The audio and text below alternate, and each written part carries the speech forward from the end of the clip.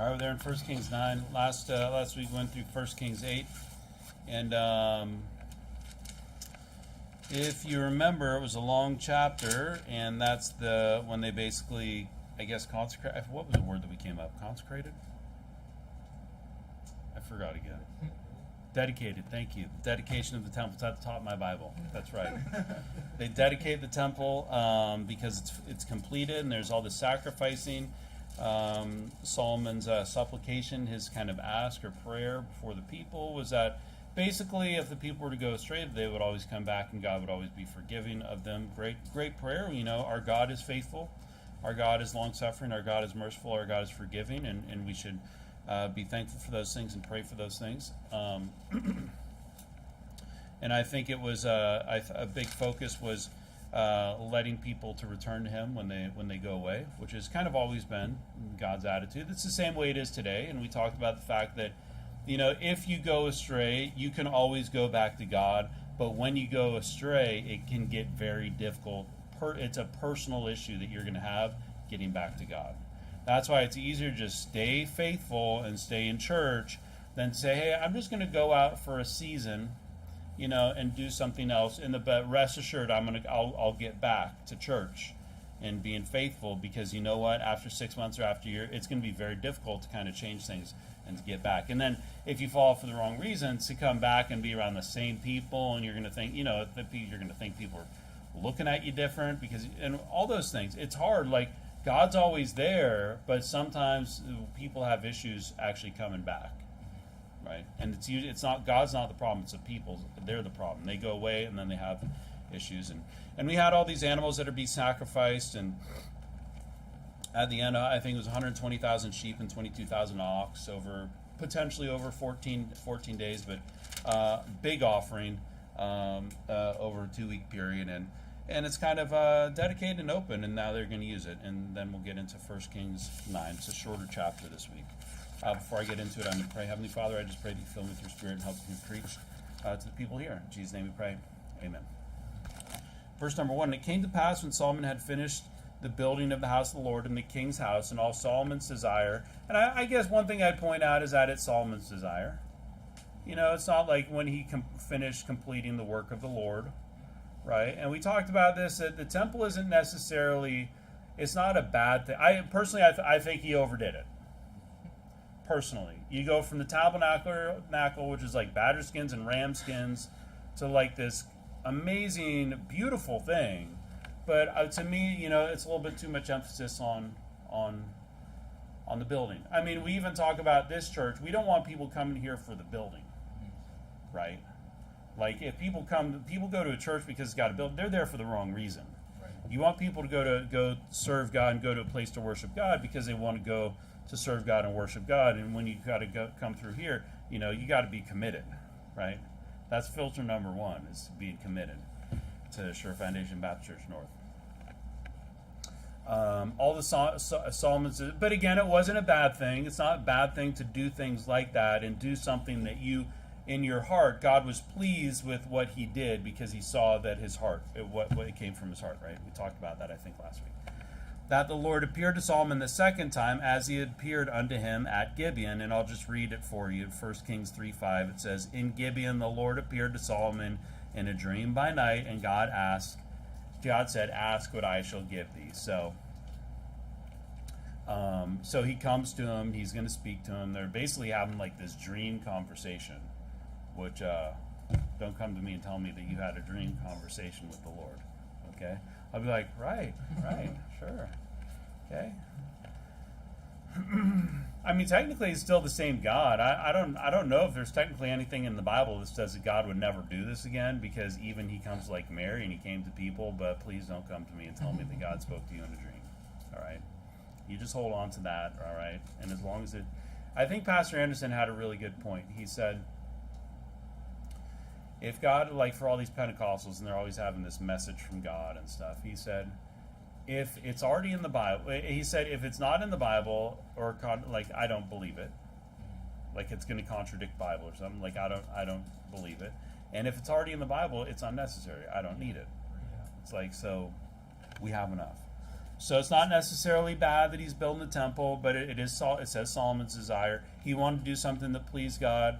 I think he also wanted to do something that was extraordinary, because I think that's the type of guy he is. And I think he also wanted to do something to fulfill the wishes of his father. But it wasn't God's desire to have a house. Remember, God allowed that to happen because he wanted to basically do a nice thing for David. Verse number 3. And the Lord said unto him, I have heard thy prayer and thy supplication that thou hast made before me. I have hallowed this house. Hallowed means to make holy, sanctify, consecrate. Okay? So God does that. You know, we can't hallow things. It's something that God does. God separates, sanctifies, consecrates things. Just like us, we're sanctified by Christ's blood. You know, we can't sanctify, we can't hallow ourselves, we can't make ourselves holy. We can like walk uprightly, and then we're kind of separate, but we don't hallow ourselves. God makes us righteous. Thou hast made before me, I have hallowed this house which thou hast built, to put my name there forever, and mine eyes and mine heart shall be there perpetually. So let's keep a finger in there. And we touched on this last week, the fact that he says he's going to be there perpetually, but the place is kind of destroyed, right? It's destroyed. We don't know where the temple is today, for instance. So how can we say that God is there? I think he's basically just waiting for that place to be rebuilt. Or actually, to be honest, I think he's waiting for the new heaven and new earth to descend. Because I think that third temple that's going to be built by all the independent fundamental Baptist money going to the Jews, I don't think that's going to be God's temple. Okay? Because I don't think the Jews are going to be, I don't know, are the Jews worshiping God today? No, they're worshiping their God, which is like all these other gods, you know, are basically Satan, the devil. Because even these people at the community church that say they're worshiping God and they believe in works-based salvation, they're not actually worshiping the right God. They're worshiping a perversion of the true God, right? So it's not really Church of God, you know.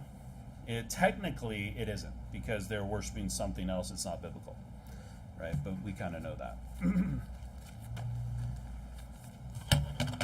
Revelation 21. We'll just see this. God will return one day. We talked about this. I kind of see it as the fact that God needs a place to dwell, and a place that he's going to call home, a physical place.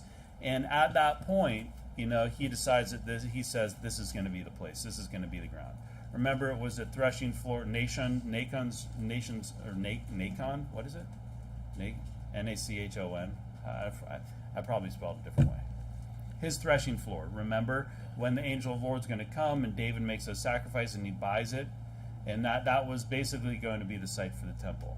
So already back then, and if you look back when Abraham was going to sacrifice his son, I believe it's the same place. It's kind of always been that place. I think that it's always like been that what they call the Temple Mount, which what they think is or isn't, I don't know, but it's somewhere over there. I think that ground has always been holy, and people have always kind of been drawn there to do these things.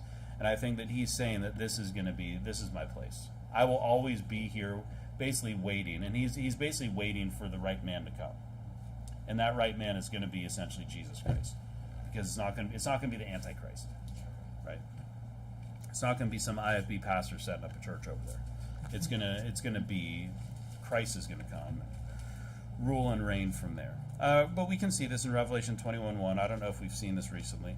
And I saw a new heaven and a new earth, for the first heaven and the first earth were passed away, and there was no more sea. And I, John, saw the holy city, New Jerusalem, coming down from God out of heaven, prepared as a bride adorned for her husband. And I saw a great voice out of the tabernacle, out of heaven, saying, Behold, the tabernacle of God is with men, and he will dwell with them, and they shall be his people, and God himself shall be with them and be their God. And you see here, it's the new city, Jerusalem, right? I think it's the same place. He's basically perpetually, his heart it says, mine heart shall be there perpetually, right? And then physically he'll be there. It is a holy site. Not that we necessarily care about like a holy site. You know, I think it might be interesting to go over to Israel and to think about that this land is precious, even though it's like rampant with like Jews and Muslims and like all these fake Christians on their little tours and stuff. There are very holy like we would kind of say holy or memorable places over there. But God will return one day, and that's where it's going to start. Verse number 4 in 1 Kings 9. And if thou wilt walk before me as David thy father walked in integrity of heart. So he says that he's going to be there perpetually, right? His heart and his eyes shall be there perpetually. And then he says, if thou wilt walk before me as David thy father walked in integrity of heart and in uprightness, to do according to all that I have commanded thee, and wilt keep my statutes and my judgments, then I will establish the throne of thy kingdom upon Israel forever, as I promised to David thy father, saying, there shall not fail thee a man upon the throne of Israel. So we can go to Luke 1.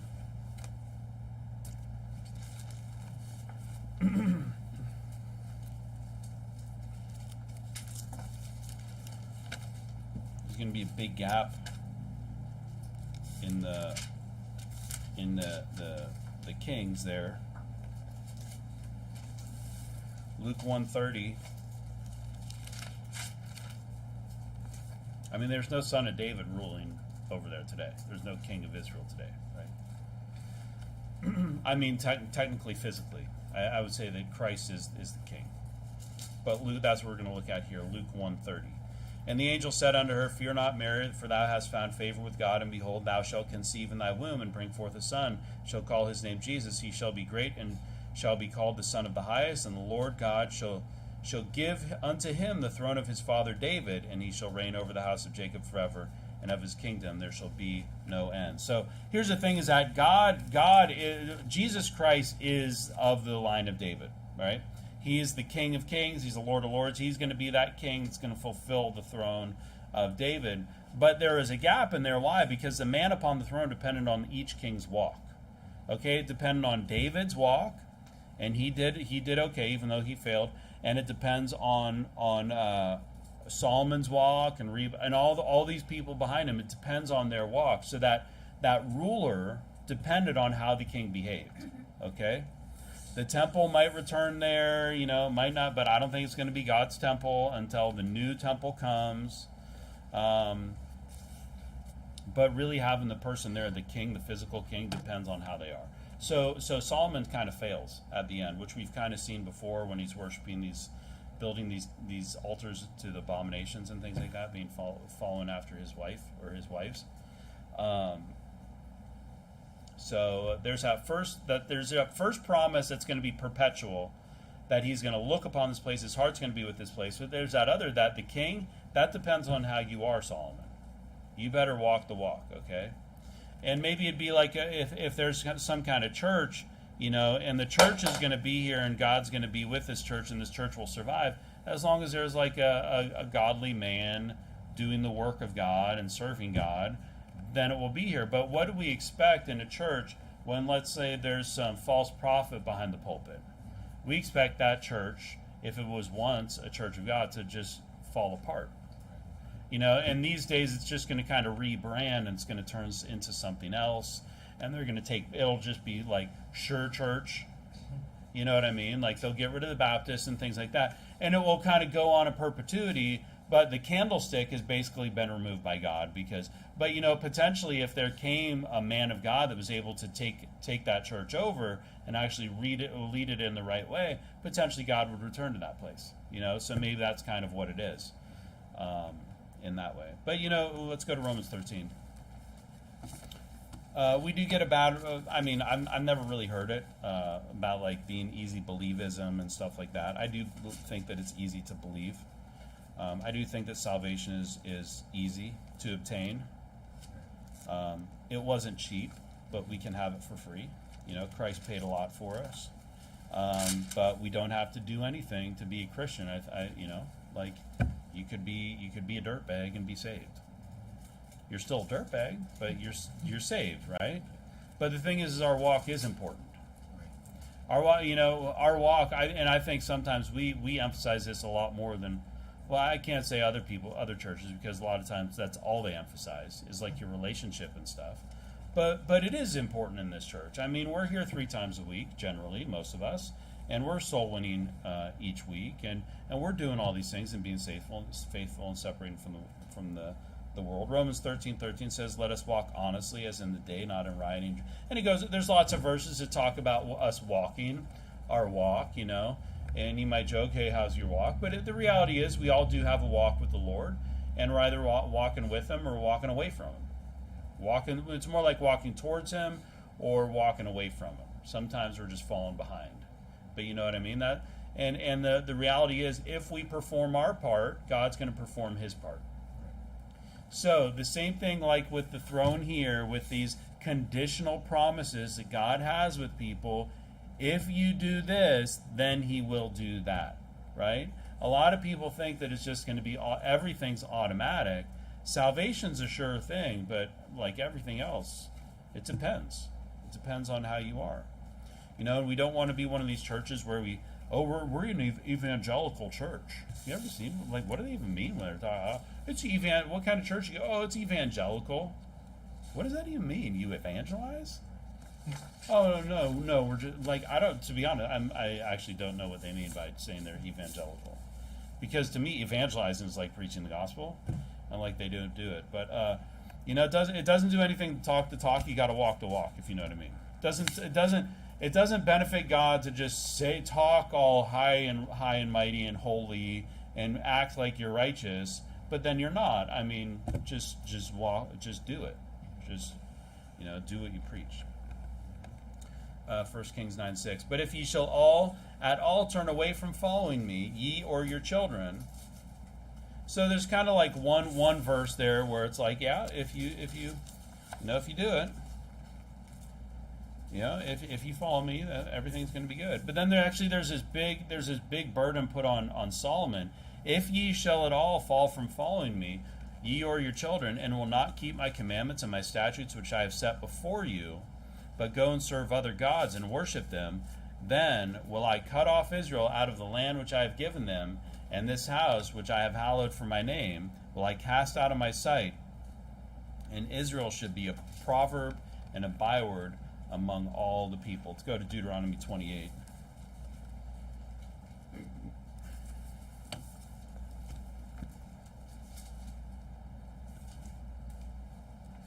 Kind of the same thing was stated here.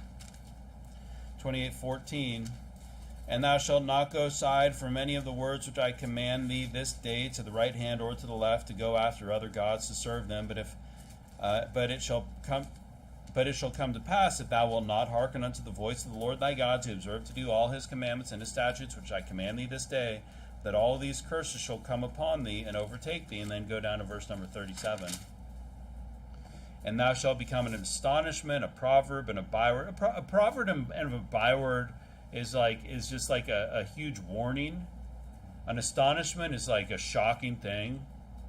Like basically, people are going to talk about them, and they're going to be like, "Did you hear what happened to Israel? Man, that's brutal. I can't believe that happened. Like, did you hear what happened to so and so? They left the church, and then their whole life fell apart." It'd be something like that. Oh, they went out and they started fornicating, and now they got like a disease, and they're like in a wheelchair, and who knows what it is. You know what I mean? And a byword among all nations whither the Lord shall lead thee. And so that's what he's saying. If you don't follow, and it's been the same, it's the same message. It's not like again, the temple didn't change anything. Same message to the people. Follow me and keep my commandments. Actually, it's the same message as the New Testament, isn't it? Follow me and keep my commandments. It's the same message throughout. Follow me, keep my commandments. Salvation's been the same. The whole message has basically been the same.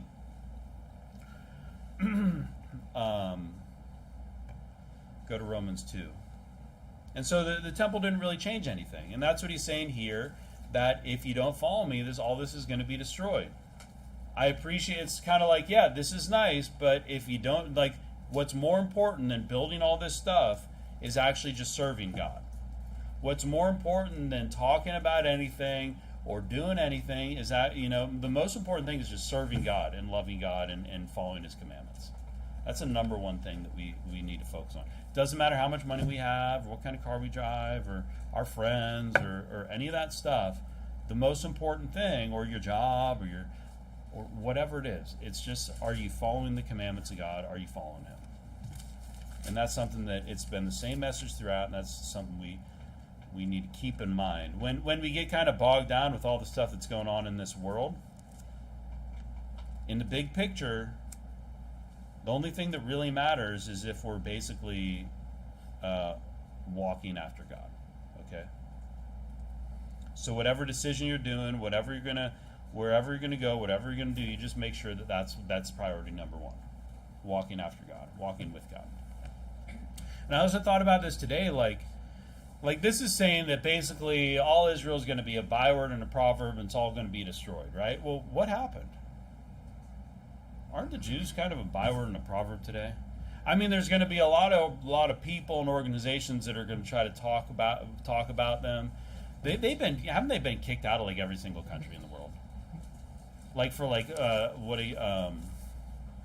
their lending, what are lending practices? Predatory lending and all kinds of things, like and now it's like pornography and all manner of thing. They've been kicked. There's a lot of countries that you can't really say things anymore. But even without me stating any opinion that I have about anybody, and first off, they follow Judaism, and it's not like a race, okay? You know what I mean? It's not like I'm racist and judging them by like the color of their skin.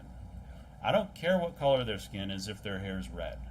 I think it's kind of strange that they got like super blue eyes and red hair or something like that, because I generally, when I think of like Middle Eastern people, which is like Israel, I'm not thinking of like blonde hair, blue eyed people or red hair people or something like that necessarily. Even though I know Esau was red hair and stuff, but you know what I mean. They're not looking like Irish people or something. But first, I want to look at Romans 2:29, just show that we are the true Jews. But he is a Jew, which is one inwardly, and circumcision is that of the heart, in the spirit, and not in the letter, whose praise is not of men, but of God. We are Israel, spiritual Israel. We are the true Jews. Okay, like because we're believers, that's who we are. So when you meet a Jew, you'd be like, I'm a Jew. This is amazing. Jesus Christ, right, Son of God, and they'll be like, no. You'd be like, wait, you're not a Jew. Like, you don't even believe, what do you believe in? And maybe a lot of them don't believe in anything. Because a lot of it is cultural, too. It's kind of like with the Sikhs. From my very limited experience with Jewish people, a lot of the time it's a cultural thing, right? You have certain foods and certain holidays that you're going to celebrate. It's like the majority of Canada celebrates Christmas and they don't believe in Jesus Christ. It's like a cultural thing. The spinning the dreidels and having like the potato pancakes and stuff. On is it not Hanukkah? Is it Hanukkah? What's the other one that they do? Where they're spinning the dreidels and stuff. I guess it's Hanukkah. It's a lot of it's just like a cultural thing for them. Most Jews that you meet are probably just going to be like cultural types of like the Sikhs today. But those that claim to be Jews today, they don't follow the law of God. They follow the laws of men. The Talmud is basically the book of the laws put together by like their their rabbis. Okay, all this weird stuff. It's like a weird commentary, and most of them, if you watch, I think Martian Design, they haven't even read the whole thing because there's so many books. If they don't believe in Moses. A lot of in Judaism today, they don't even believe in like a biblical creation story and things like that. I personally don't hate Jews at all. I don't like the religion, but the people are just people. I mean, hopefully we can convert them to believe, but, it's like, do I hate Muslims? I don't hate Muslims. I don't hate Sikhs. We don't hate people. We want them to get saved, but I do hate the false religion because it's false. It's not the truth. I do find it interesting that a lot of like these elites and like powerful organizations and institutions, they're all led by like people that have a Jewish background. I think that's interesting. I think people should look into that, should look into this. Why are all the people in the banks, the big banks, they all seem to have like Jewish names and they have a Jewish background? Is that a coincidence? That's unusual, right? Wow. But they have been kicked out of a lot of different countries today, and I would say that they as much as they want to don't want to admit it, and like what is it, the ALDC or something, Anti-Defamation League, ADL, and all these different they don't want you saying anything, but the Jews are a byword and a proverb today. They really are. They basically lost everything, and they've been kicked out. They've been hated by everybody. I meet this guy out Solon the other day, and he's like, "What about the Jews?" And it's like, well, the reality is they kind of brought. I'm not going to go into the Holocaust, which means burnt offering, which is weird. Why do you call it the burnt offering? The Holocaust? Wouldn't you just call it like the Nazi massacre or the Nazi murders? Why is it like the burnt offering? That's strange. Because it has like a spiritual aspect to them that they want it to fulfill. But anyways, I'm not going into that, but a lot of this stuff, like, they brought upon themselves. You know what I mean? Let's keep going. Verse number 8. And at this house which is high, the temple, everyone that passeth by it shall be astonished, and shall hiss, and they shall say, hiss is like, they're like just like they're just like, shame on this place. You can imagine like the women walking by and hissing. The women are, let's be honest, women are going to be walking by hissing in this place. Why hath the Lord done thus unto this land and to this house? And they shall answer, because they forsook the Lord their God, who brought forth their fathers out of the land of Egypt, and have taken hold upon other gods, and have worshipped them and served them. Therefore hath the Lord brought upon them all this evil. So we can go to 2 Kings 20. And this is a sign to instill the fear of God in people. It's a sign. So first off, it's something to prevent people from backsliding, because this would be extremely shameful and terrible if your nation is destroyed and everything that you believe in and your people are destroyed. Now here we have Canada, right? I mean, let's be honest. I don't know. We got like 2 people born here in this country. No one's like, I'll die for Canada. We like this. We appreciate the freedoms that we have here still. It's a good place to live. Of all the places to live in the world, I think I'm happy I'm here, right? But if like Canada's destroyed, I'm gonna be like, well, I'm gonna head out. It's like, I'm gonna go. I'll just go somewhere else.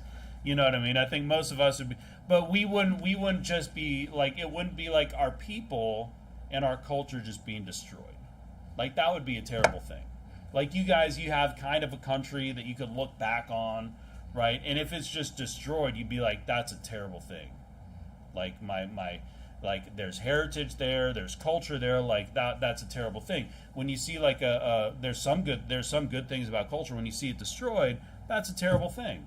And, it'd be very shameful, and it would be something that you would want to avoid. For us in the U.S. and Canada, there kind of isn't much of a culture, let's be honest. Like maple syrup and Tim Hortons.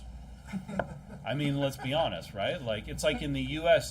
doesn't have much of a culture anymore, because they just took so many things and put them all together, and now it's just kind of like there's not much holding the people together.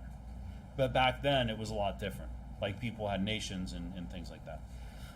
So it's terrifying. It would be terrifying for somebody to think that all of your people are going to be destroyed. And you'll see this mentality over in other countries where they're a lot stronger. They have a lot more nationalism or like patriotism in their country, right? Like in different countries, they'll be very, very proud, which let's say very thankful to be a certain country or something like that, which can't always be a bad thing. It's good to know where you're come from. But so this is basically a sign to make the people afraid to basically backslide and turn from God, because it's basically saying this is all going to be destroyed. Everything that you have, everything you've worked for up to this point will be destroyed if you turn from God. And it's also a sign to just instill the fear of God in other people. 2 Kings 20:17 says, "Behold, the days come that all that is in thine house," and this is with King Hezekiah, "and that which thy fathers have laid up in store unto this day shall be carried into Babylon. Nothing shall be left, saith the Lord. And of thy sons shall issue from thee. That shall issue from thee, which thou shalt beget, shall they take away, and they shall be eunuchs in the palace of the king of Babylon." So this is saying, like, hey, Hezekiah, all of your sons are going to be taken away, and they're going to become eunuchs. Like, that's pretty bad. And they're going to lose everything. Everything's going to be carried away. Everything that they laid up in store. And this was to prevent this moment from happening. Okay? And I don't think a lot of people were rushing to be Jews at this moment. I don't think a lot of people were rushing to be Jews when the temple was being destroyed. They're like, I got to get in on this. They're probably like, wow, look at these people they're just destroyed. And some people think that like their amazing testimony of like being delivered from drugs and alcohol and stuff like that can like win people over, but your terrible backsliding is never going to do anything good for anybody. I don't think a lot of people, when they saw this, were just like, wow, I really got to get in on this like Judaism thing. This God of the Bible is really, really pretty awesome. Look at how he's destroying his own people. It's even like when Moses is like, please don't destroy them. All the nations are going to talk about it, and it's going to be really bad. And God's like, okay, well, if you remember that, right? But I was thinking about this. Is this the stance of the IFB today? Is the IFB looking at Jerusalem and being like, woe unto the Jews? Like they are a byword and a proverb. Their country was destroyed. You don't even know where the temple is. Their people have been scattered all over the world. And to the point where they don't even know their genealogy anymore. And now it's basically most of the Jews are basically just converts. There's no Levites anymore. It's like it's all been just like destroyed. Is the IFB, are the fundamental Baptists looking at them being like the Jews are a byword and a proverb? No, they're like lifting them up and worshiping them. It's like so backwards. It's like, why don't you look at the temple? Why are you worshiping these people? God destroyed the temple because they fell away from the things of God and they started worshiping idols and false gods. It's so weird. It's so backwards. You should be wagging their heads at them. It should be, wow, you guys really screwed it up. It's a good thing we're doing the right thing.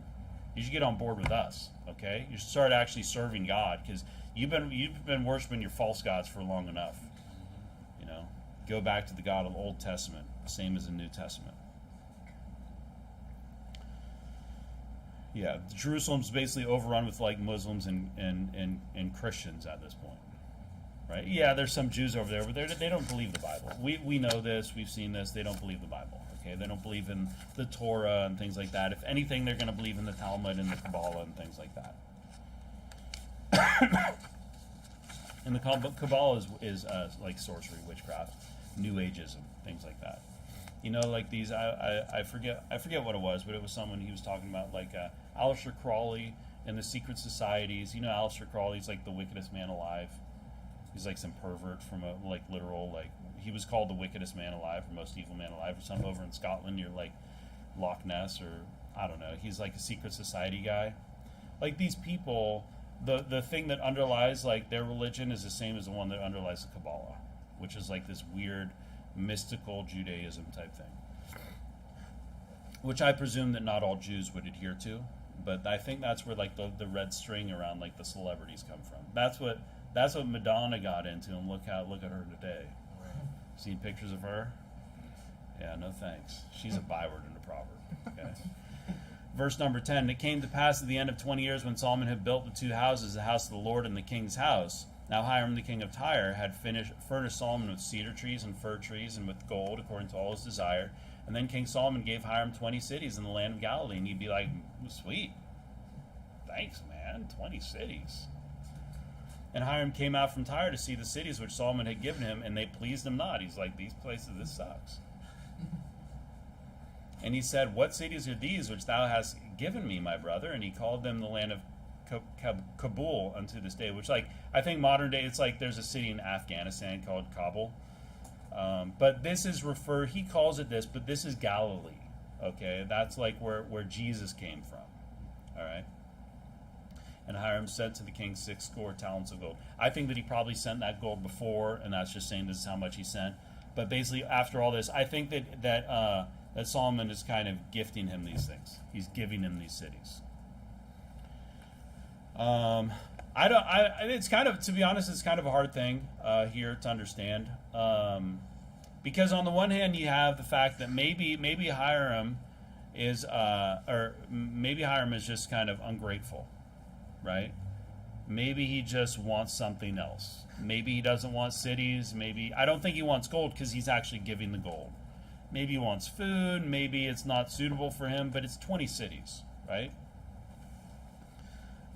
Maybe there's something here. John, there's that verse, John 1. You guys can go to Luke 11, where I'll just read it. Philip findeth Nathanael and saith unto him, John 1:45, we have found him of whom Moses in the law and the prophets did write, Jesus of Nazareth, the son of Joseph. And Nathanael said unto him, can there any good thing come out of Nazareth? Philip saith unto him, come and see. So it's kind of like Nazareth, which is in Galilee, was maybe like not a very great place. There was some, like I saw some articles, like Mark Twain went there and he says it was just like the author, I think it was Mark Twain, and he said it was just like not nice. It was not good land. So maybe it's not good land. Okay, let's say Solomon gives like Hiram some just like kind of garbage land. Like, how would you feel? You know? Like, how about I'm like, hey man, I want to give you a car, and you're like, sweet, and then I give it to you and it's just like a rust bucket. You know what I mean? Like, you'd be like, now I got to take care of this thing. This is like now my responsibility.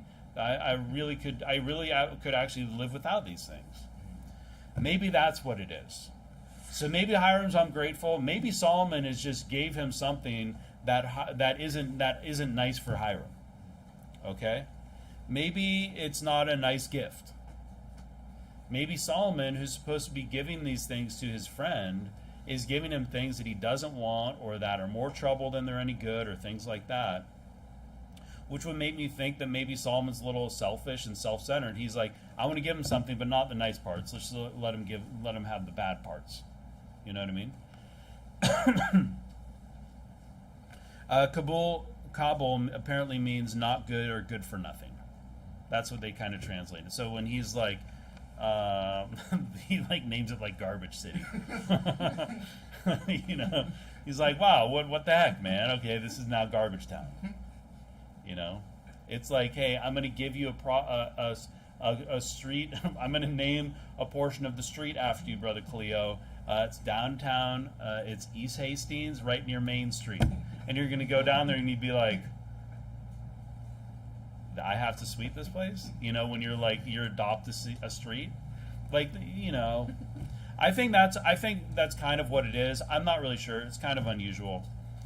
But, you know, Luke 11:13 says, if ye then, being evil, know how to give good gifts unto your children, how much more shall your heavenly Father give the Holy Spirit to them that ask him? You know, if you're going to give somebody a gift, give them a good gift. You know, don't give bad gifts. God gives good gifts.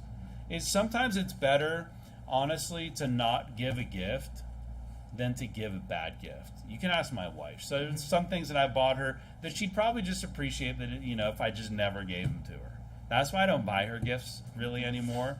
Rarely will I buy a gift for her. Usually she does the selecting of the gifts.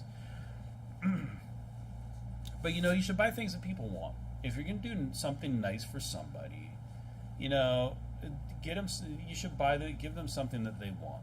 Not something that's going to be a burden. Not like you're trash, you know. You don't give them like it's like, hey, bro, I got you something. You wrap it up and it's like, it's a pen. And you're like, who am I to you? You know what I mean? It's like, is this who I am? It's like it doesn't even have a clip, man. So I kind of, from my perspective, now you could talk about this, and you know, first off, I think that he's not really being appreciated in the friendship that he has with Hiram. From me, I'm going to kind of take Hiram's side on this. You know, that he's not really appreciating his friend Hiram. He doesn't care so much about Hiram making him happy. He's just trying to do something, and Hiram doesn't really appreciate it. And I think it's funny, like he calls him like he says, it doesn't please me, and he's like, why are you doing this? Why are you giving this to me?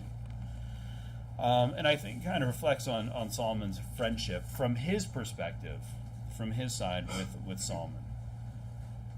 You know, when you give good gifts to people, it shows you understand them and you like respect them and you care about them. Okay, he took time to do something that they appreciate. So I think that's kind of a strange passage in there, but I think that maybe it shows that Solomon was not willing to separate with like the nice parts, and he was keeping it. He was keeping it for himself. Verse number 15, 1 Kings 9. And this is the reason of the levy which King Solomon raised for to build the house of the Lord and his own house in Millo, and the wall of Jerusalem, and Hazor, and Megiddo, and Gezer. For Pharaoh, king of Egypt, had gone up and taken Gezer and burnt it with fire. So this place is all burnt down. They need to rebuild it. And slain the Canaanites that dwell in the city, and given it for a present unto his daughter, Solomon's wife. And Solomon built Gezer and Beth-horon the nether, and Baalath and Tadmor in the wilderness and the land, and all the cities of store that Solomon had, and cities for his chariots, and cities of his horsemen. And that which Solomon desired to build in Jerusalem and Lebanon and all the land of his dominion. So Solomon taxed, levied. We saw, remember, the levy was the people. But people and laborers is essentially you're taking money.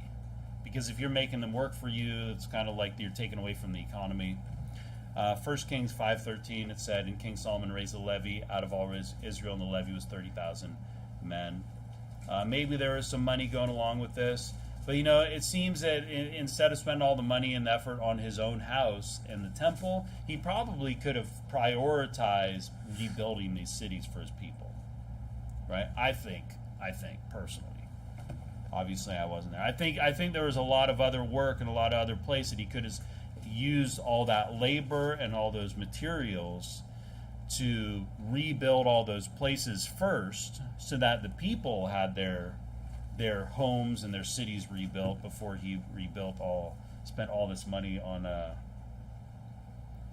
the temple and his own house. But it's kind of like the people you can go to 1 Kings 12.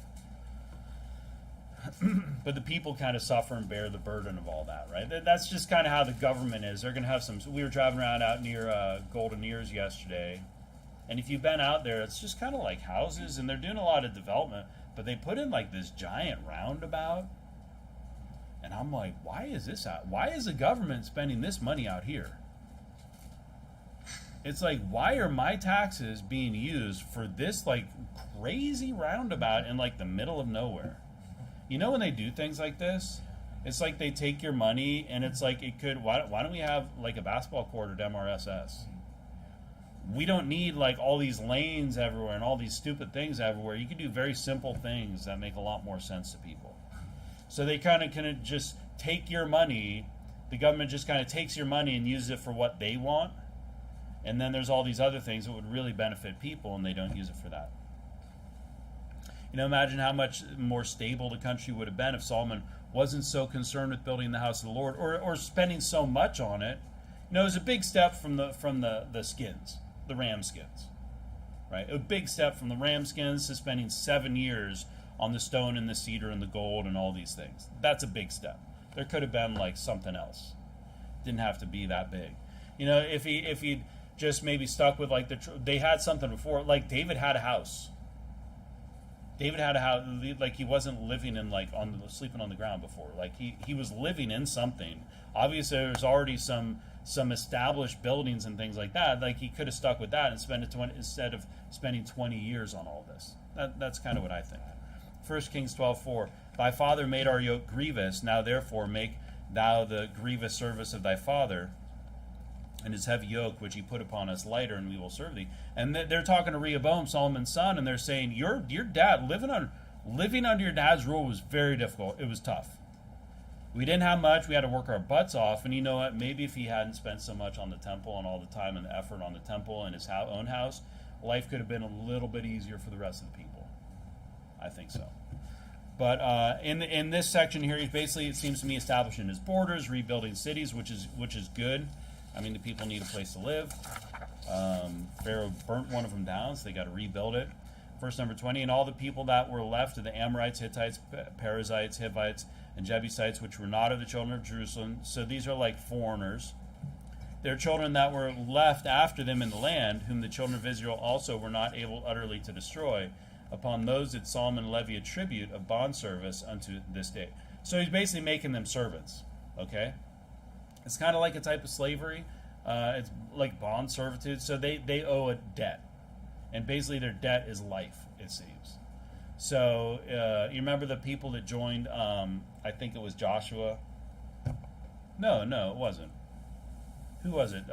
Remember that tribe? And they pretended they put on the sackcloth and they had all the worn out sandals and the worn out clothes, and their bread was all moldy.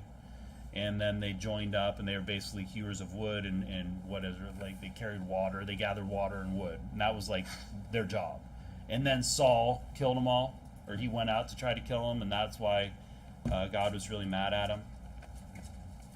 That was like their service. It's like you receive life, we receive service, type of thing. And it's a type of slavery. In a way, we would kind of maybe look at it as slavery or servitude, but it's a different thing, because it's just kind of how the world worked, you know. First off, like the Bible says, if you steal a man, like you should be put to death. So like this modern kind of slavery that's been going on, like that for like Africa, which apparently started by I heard the other day it was started by the Jews. The Jews were the first. Is that anybody else heard this? That the Jews were the first ones to like be in the slave trade? I could be wrong. I just heard it on the internet. I don't know. Don't believe everything you hear on the internet, okay? That'd be something, though, wouldn't it? If that was a fact, good night. I might need to look into that one too. We got the banking system. We got the political organizations. We got like first slavers. Good night. What happened? But there is like this way of dealing with people that owe a debt in the Old Testament, and you would I guess see this in the New Testament, but it's not really talked about. It's talked like you might talk about bond servants, where if someone owes a debt, that they work it off. So if someone steals something from you, they don't go to jail for 20 years. They pay it back. Or if they owe you something and it's a business deal and they can't pay you because something happened, well, then they just become your servant and they just work it off, and you pay them like a wage, but that wage is basically, is just paying off your debt, so it comes to you. So if someone owes me $10,000 and they can't pay it off, then I'm like, well, what can you do for me? You work for me now. Like that's a pretty good system, actually. It's a pretty good system. I like the way that the Bible works. Exodus 21:5.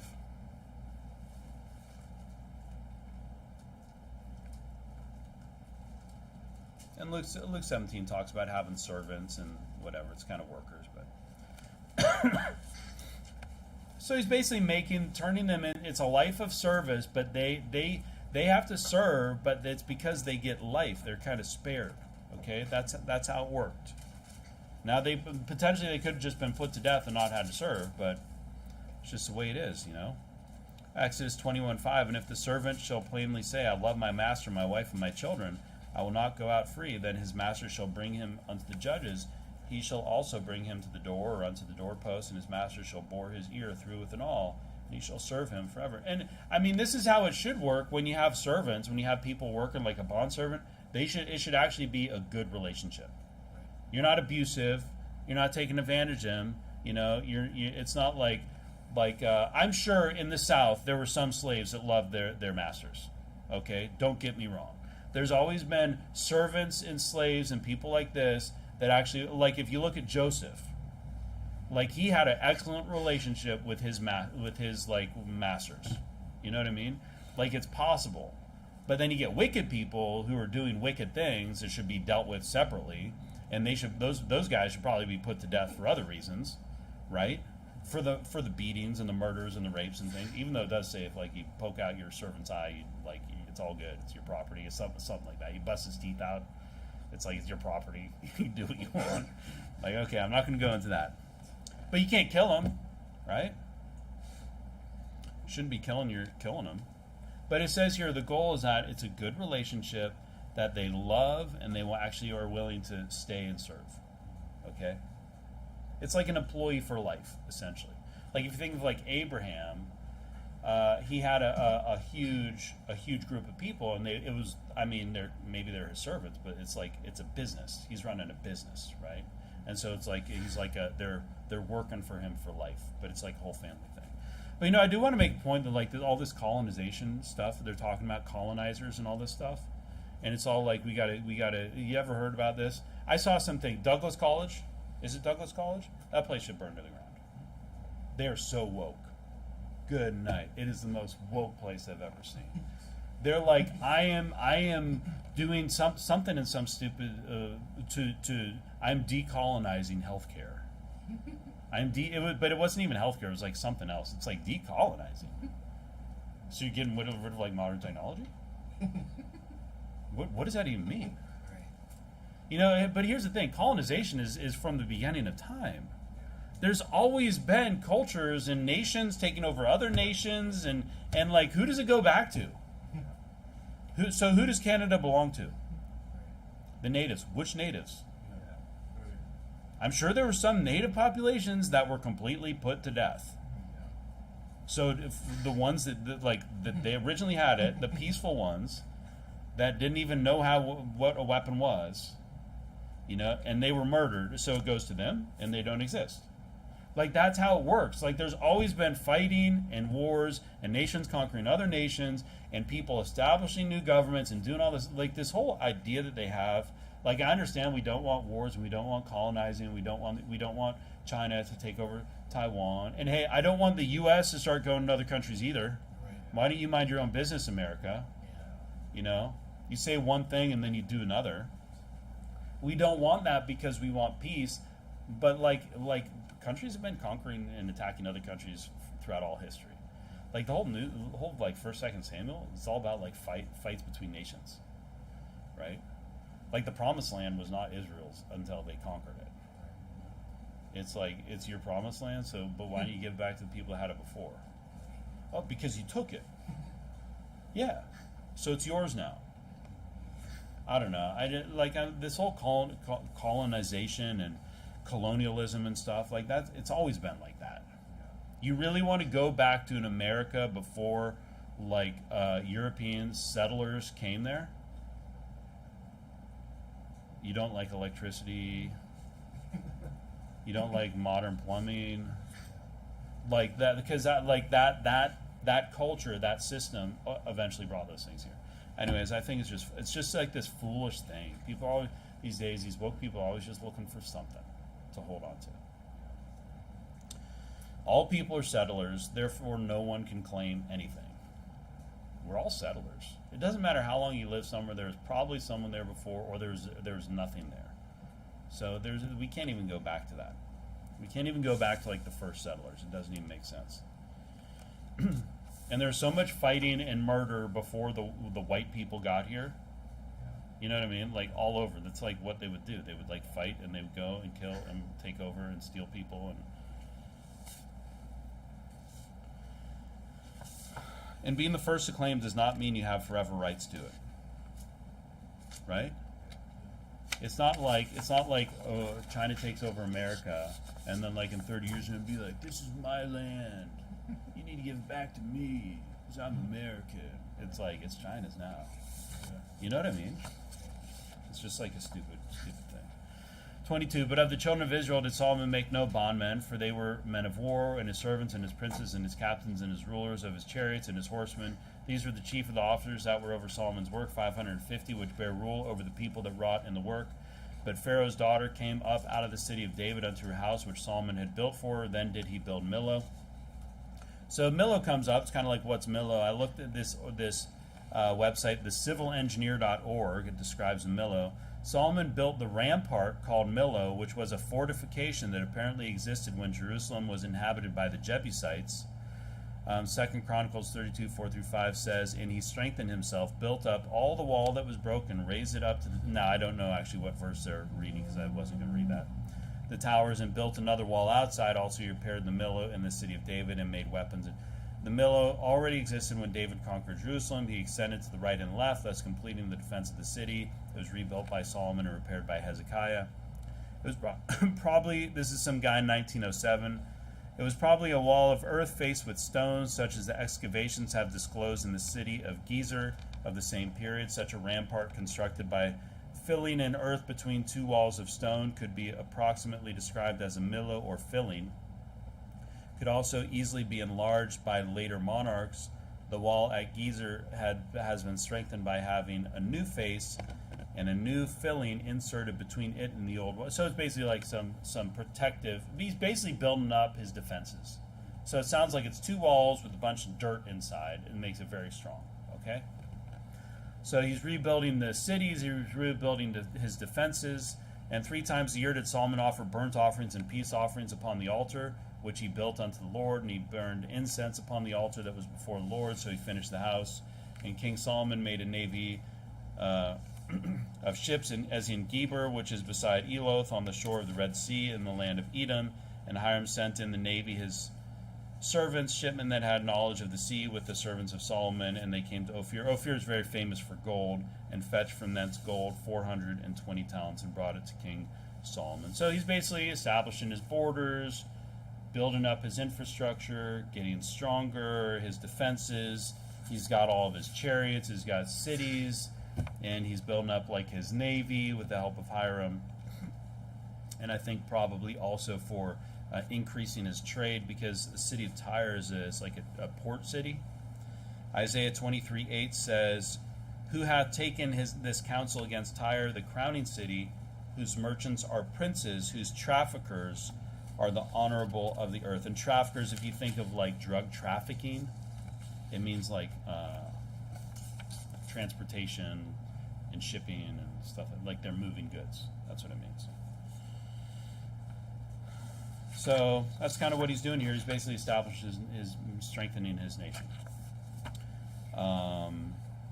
Yeah, we'll review it next week.